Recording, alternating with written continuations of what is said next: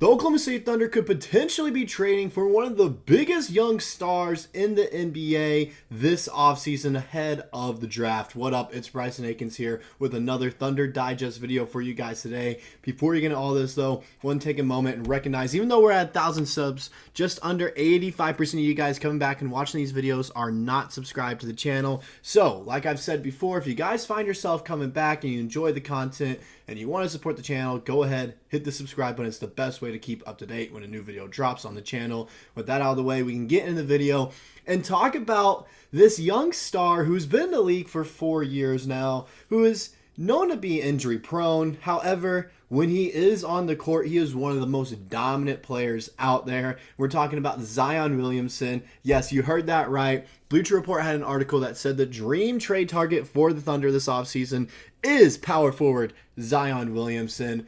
And it's got me mixed feelings a little bit because, yes, he is a great player. He has a ton of talent. However, there are some concerns about him on the court, considering his injuries, how often he does play. But this past season can show us that he is taking a step in the right direction. And we all know Zion, when he is on the court, he is a top 20 player in the league. There is no doubt about that in my mind, just from his build, how he plays, how dominant he is, how strong he is in the post. It is insane, and we know that is exactly what we need right now this offseason, is to go out there and get someone that's going to be physical down low and just dominate getting boards and help us on our post offensive moves there. And this is what they had to say about it.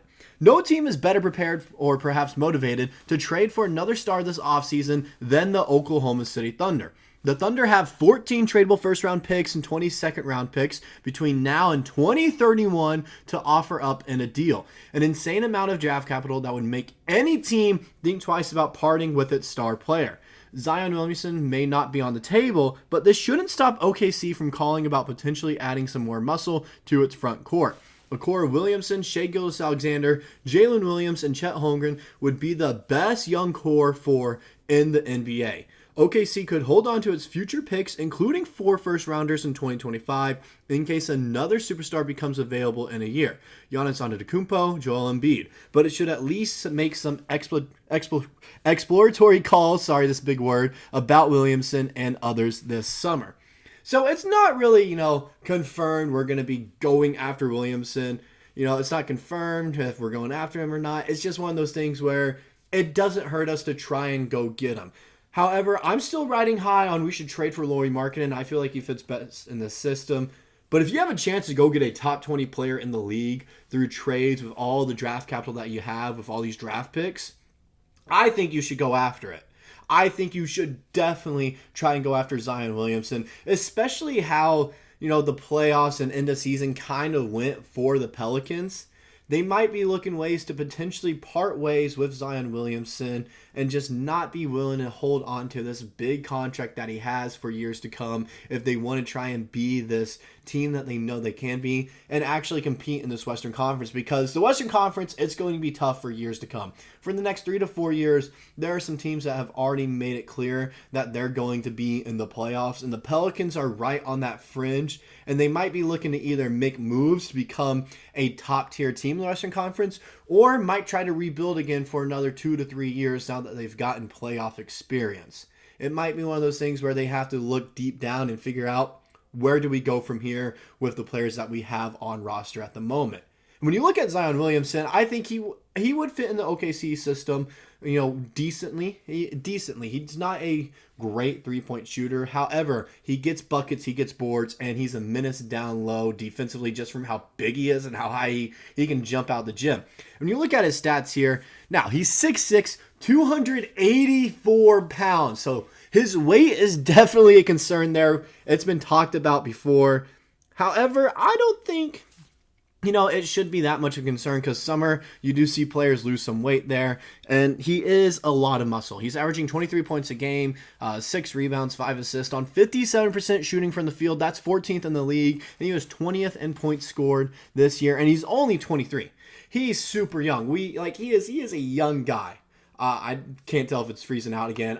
Something's been up with my Wi-Fi, as you guys probably have seen from the last videos, but I just want to make sure it was fine there. However, he is a young guy. and he can only keep on improving. Now, especially if he goes to a place like OKC, who develops young guys all the time, I think he would be set off well here. And also, a lot of you guys are probably thinking, what about the contract? What about the contract? Oh, how has he been progressing the injuries? Firstly, the contract. I don't know if you guys know this. I did some research about this too because I wasn't quite sure. If you're a team trying to re-sign one of your players, you're allowed to go over the salary cap a little bit.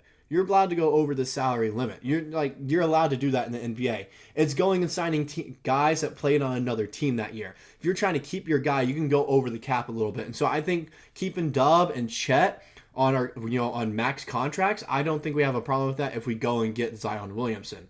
Then you look at the injuries. How has he been progressing with that? Well, you look at the stats the past few years. His rookie season, he only played 24 games, which sucks. But in his rookie season, in those 24 games, in 27 minutes of play, almost 28, he was averaging 22 points a game, 6 rebounds, 2 assists, and almost a steal per game. And his field goal numbers weren't bad at all, 58% from the field. He wasn't taking any threes, really, so we're not going to look at that three-point number. The free throws, however, were a concern at 64%. When you look down here, though, he kept on progressing. And in almost a full season, 61 games played, only missed, if my math's correct there, 21 games. He averaged 27 points a game, 7 rebounds, 4 assists, and a steal a game on only 2 personal fouls a game and under 3 turnovers for a guy like Zion Williamson, who's not known to handle the ball and go work down low. Less than 3 turnovers is very manageable. And 33 minutes of play, by the way. 61% from the field. And once again, we're not going to look at his three-point numbers. And his free throw percentage jumped up to 70. And that's where he's kind of stayed the rest of his career. And you look at it here, he gets injured the previous season as well. But this last season, 70 games played, only missed 12. The most he's played in his entire time in the league. In 31 minutes of play, 57% from the field. Once again, not going to look at three-point numbers because he's not a three-point shooter. And 70% from the line there on 23 points a game, 6 rebounds, 5 assists, and a steal per game. And almost a block per game as well, and under 3 turnovers still, and 70% from the line. And so he's been progressing. He's been getting better every single year. Was it freezing out of the air? I don't know if it was. But he's been progressing every single year. He has been. And he's a great player. He's still young. The only downside is his injuries. He's known to have some big-time injuries in his time in the NBA, which is a concern.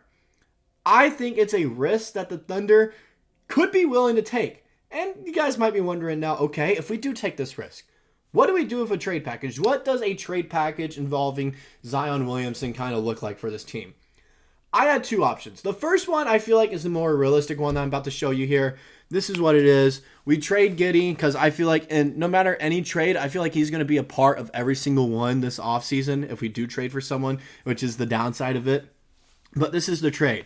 We trade Giddey, Oos, and then 4 of our picks, 3 of them first rounders and 1 of them a second round. Philadelphia pick next year, Denver pick in 2027 in round 1, and then a Dallas pick in 2028. That's also a first round pick, and our second round pick in 2029 for Zion Williamson. And they said, and this is from Fanspo, and it said it would work out salary-wise. It works out for both teams, value-wise. So, of course, it could be one that works out. I feel like this is a more realistic one if we do try to go after Zion Williamson. I feel like this is the package that is offered. Here is another one, though, that I kind of thought about that I think it could potentially work as well. They trade Zion Williamson to us, and we give up Oos, our 2025 first-round pick, our 2026 second-round pick, Denver's 2027 first-round pick, and Dallas's 2028 first-round pick, and a sign-and-trade for Gordon Hayward on a contract that he would probably more than likely get. He's probably going to get anywhere from $12 million to $18 million per year from a team because they know he can perform when he is a starter, and he'd probably be a starter on this Pelicans team if he were to go there. So I feel like a sign and trade like this could definitely work. I feel like it could definitely work. However, that first trade I feel like is the more realistic option when we're looking at it. And that second trade, I feel like we should definitely look into it. It's just a matter of the fact is if we sign Gordon Hayward, we are definitely going to try to trade him somewhere else. So it's a matter of figuring out if the Pelicans would be willing to take on Gordon Hayward on their team for 3 years. Because that was, in that scenario, I had it as a 3-year, $15 million per year deal. And it's 3 years long. So $45 million is what I believe it comes out to. So it's definitely one of those things where it kind of depends what New Orleans wants. I feel like they're definitely going to want Josh Giddey and then also get a big body back, and they'll probably try to go after Ousmane Dieng. And I feel like no matter what, he's going to be part of that package. If we can keep Giddey, that would be great because then he moves to our bench and becomes our sixth man. And I feel like he would be the best sixth man in the entire league, or definitely, top 5 bench player coming off the bench for us. He'd be a starter a lot of places. So I feel like we should definitely try to get that second package there. The first package I feel like is the more realistic one, just being honest. But I'm interested in what you guys think about a potential Zion Williamson trade. Do you guys think this is just a pipe dream, or do you think we have the assets to actually get it done? Let me know in the comments, and I'll see you guys in the next video.